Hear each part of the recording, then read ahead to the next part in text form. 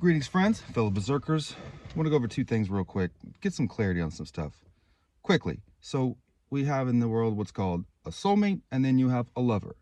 Now, I think those words can be very conflicting, but most media today makes everything into fantasy and stupid bullshit and yada yada, and everything's happy, endings shit.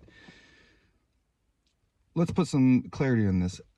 A soulmate is going to be someone usually that you're in a romantic relationship, not always, but a soulmate is usually that someone there to teach you a very difficult lesson. You'll have several soulmates in this lifetime usually, especially depending on where you're at in life and on your growth, your path of growing and with self-mastery. Soulmates, they come and go, usually. I mean, they do, because it's there for the lesson to be learned or to start learning, to hopefully integrate in this lifetime or the next interaction with someone like them. And then you have lovers.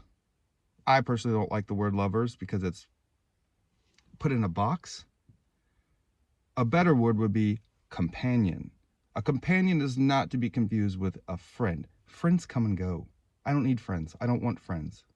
I wouldn't say I really have friends. I have some connections, acquaintances. I have several companions, though. Now, as I said, the soulmate is there to teach you a lesson. That's going to be painful. It's going to come and go. It's there for your catalyst and for your growth. Usually physically, mentally and spiritually. And a companion or lover, they understand, hey, sometimes our paths will be on the same path for a good while, and then sometimes we're going to split because of life, wherever, whatever I'm going through or the other person's going through. A true companion understands that, and they don't get offended by that. And when you guys have to or need to separate for a while or forever, they don't take it personal, right? That's a companion, a true companion and or lover. But a soulmate, they're there for you to learn something and vice versa. But when you have to separate, and you will, they're going to take it personal. Or you'll take it personal, right? Because, well, you're in a lesson that you need to learn. Usually something about attachment or validation seeking or anything that's not really going to help you out in life, right? Some type of challenge that you need to rise to. So when you hear the word soulmate, you probably shouldn't look at it as like, oh, feelings and happy, blah, blah, all this, shit that's fleeting. We don't care about happiness, and we don't care about feelings because feelings aren't real. They're like the wind, they come and go.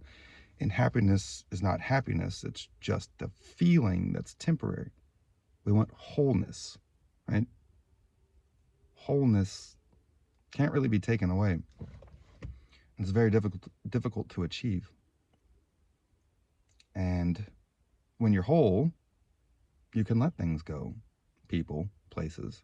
You can still feel the feelings of sadness and let it pass through, right? Because everything does. Everything comes and goes, and that's okay.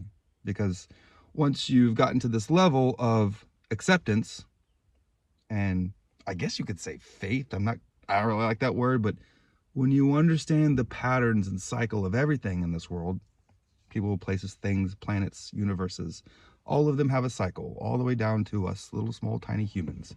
Every 7 years we have our own pattern, not only just in our bodies, but in our psyche, our mind. Every 7 years. You ever thought about why they call it the 7-year itch, scratch, or whatever?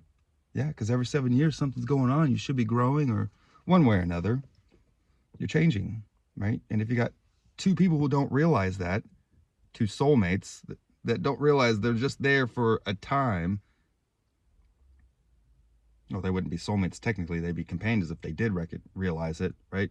This is why we want companions / lovers. I don't use that word, but because a companion understands, hey, everything comes and goes. And to some that sounds, I don't know, not maybe nihilistic or sad. It's not, when you realize it's so much easier to integrate everything that's going to happen, the change is going to happen, how the world changes, how you change. You can really experience life and every emotion or thought or experience anything that happens. You can appreciate it better and hold on to it longer, honestly, in a non-attachment type of way, if that makes sense. And when you start to really understand that, dog, the world looks a lot different. You can just let shit go.